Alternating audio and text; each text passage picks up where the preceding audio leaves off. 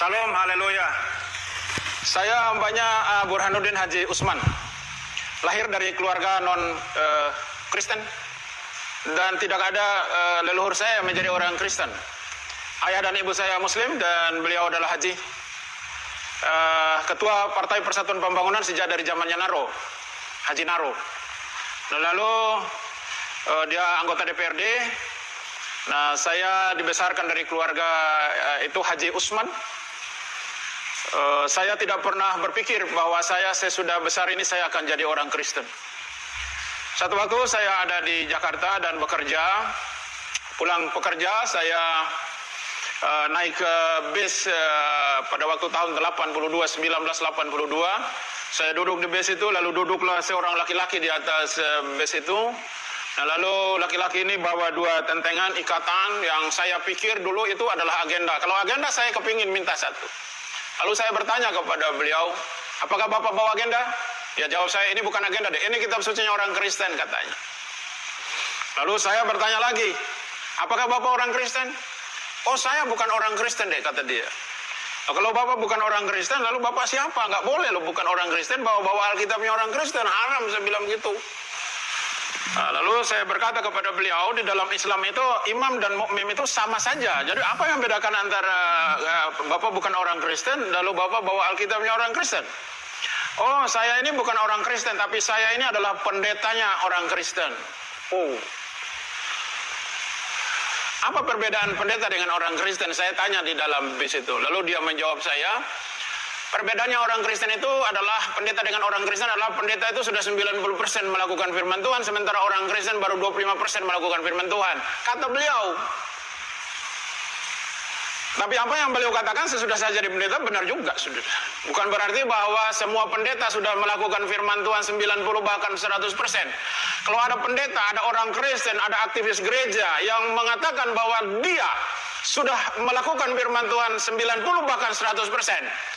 Orang itu sudah tidak ada di bumi. Dia sudah diangkat karena dia orang sempurna. Kita semua, pendeta, penginjil, hamba Tuhan, orang Kristen, tidak ada yang sempurna.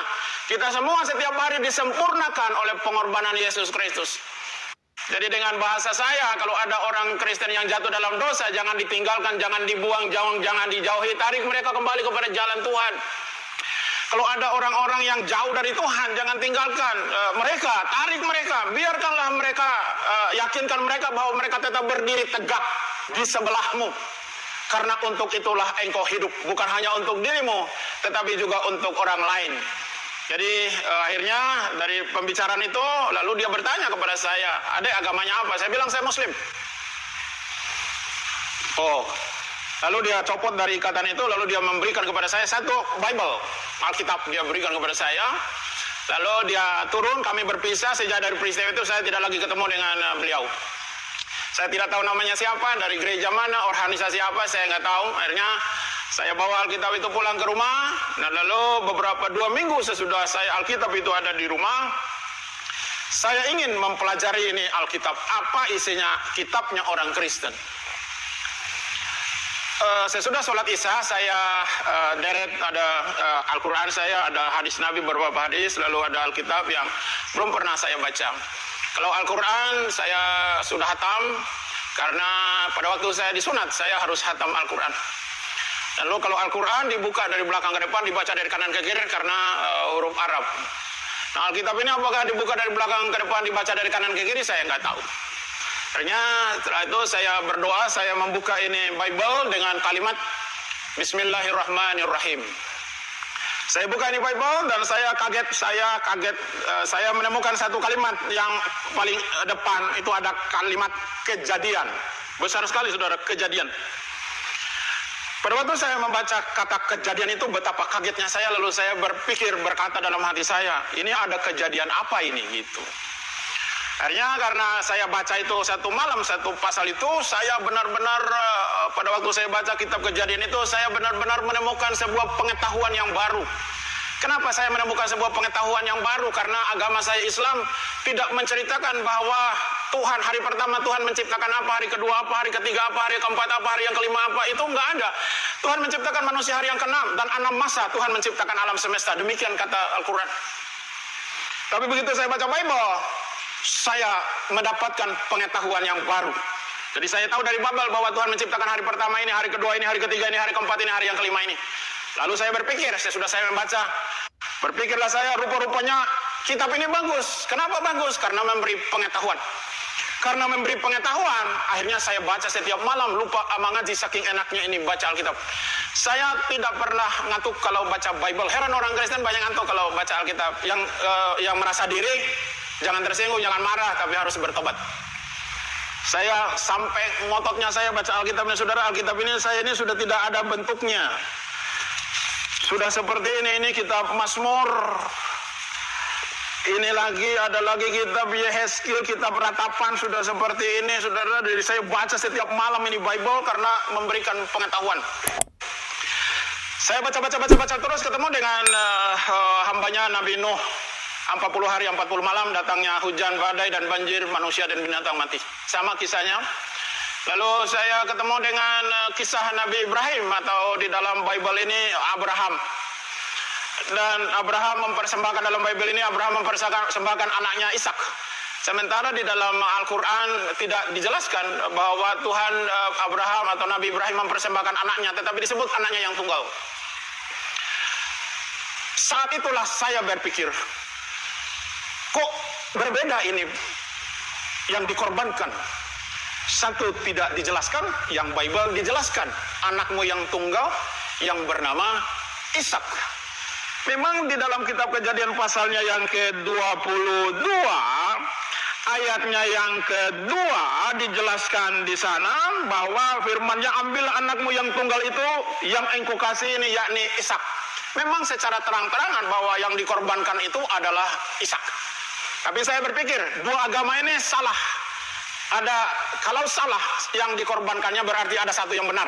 Mana yang benar? Itu saya cari.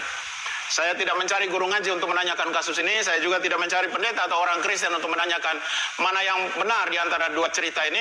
Lalu saya berdoa kepada Tuhan. Tuhan berikan kepada hikmat. Mana yang benar di antara dua kitab suci ini. Dan mana yang benar di antara dua agama ini. Karena ini adalah dasar. Kalau dasar, fondasi rumah yang kita bangun dasarnya salah, ke atasnya pasti salah. Kalau dasar iman itu salah, ke atasnya juga pasti salah. Saya baca terus. Saya tidak meminta petunjuk siapapun. Saya baca. Saya tidak pernah membaca Bible ini secara acak. Saya baca secara berseri. Baca tahun pertama saya baca, tahun kedua saya baca, tahun ketiga saya baca, tahun keempat selesai Perjanjian Lama. Nah, lalu tahun berikutnya saya baca Perjanjian Baru. Di dalam kitab Matius saya baca Matius. Dan saya menemukan sebuah kalimat yang sangat luar biasa di dalam perkataan Yesus Kristus di dalam Injil ini. Dia berkata, kalau kamu ditampar pipi yang kanan, kasih juga yang kiri. Berdoalah untuk musuhmu, berkatilah untuk orang-orang yang menganiaya kamu. Ini adalah ajaran yang paling mulia. Tidak ada ajaran, terlebih-lebih agama saya yang lama tidak ada mengajarkan perkara yang seperti itu. Tapi begitu saya baca Bible, saya menemukan ajaran yang sangat-sangat mulia. Tidak ada seperti itu.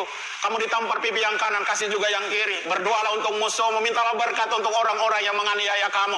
Itu semua ada di dalam Bible, dan itu perkataan Yesus Kristus. Saya terus membacanya.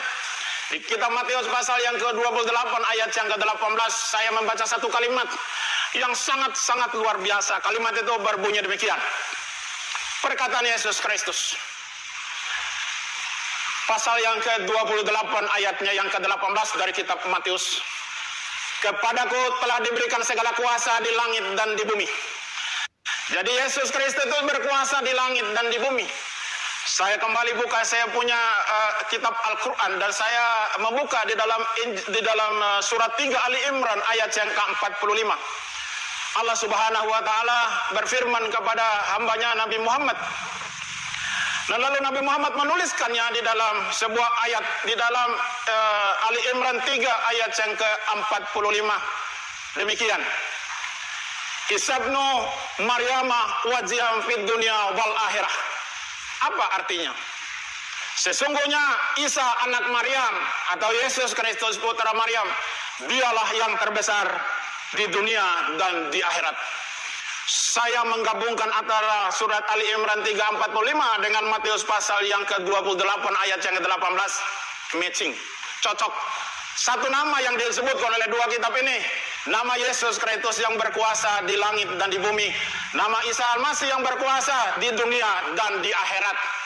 Al-Quran menceritakan bahwa bukan Nabi Adam yang terbesar di dunia dan akhirat, bukan Nabi Ibrahim, bukan Nabi Daud, bukan Nabi Sulaiman, bukan Nabi Musa, bukan Nabi Zakaria, bukan Nabi Nuh, bukan Nabi Ayub, bukan nabi-nabi yang lain. Tetapi Al-Quran menceritakan bahwa yang terbesar di dunia dan di akhirat adalah Isa putra Maryam, atau di dalam Bible Yesus Kristus anak Maryam. Saya menyimpan perkataan itu, lalu saya membaca lagi Lukas. Saya ketemu dengan Injil Yohanes pasal yang pertama, ayat yang pertama berbunyi demikian. Pada mulanya adalah firman. Firman itu bersama-sama dengan Allah, dan firman itu adalah Allah. Ayat 14 berkata, firman itu telah menjadi manusia. Jadi Yesus Kristus yang adalah firman itu, dialah yang menjadi manusia.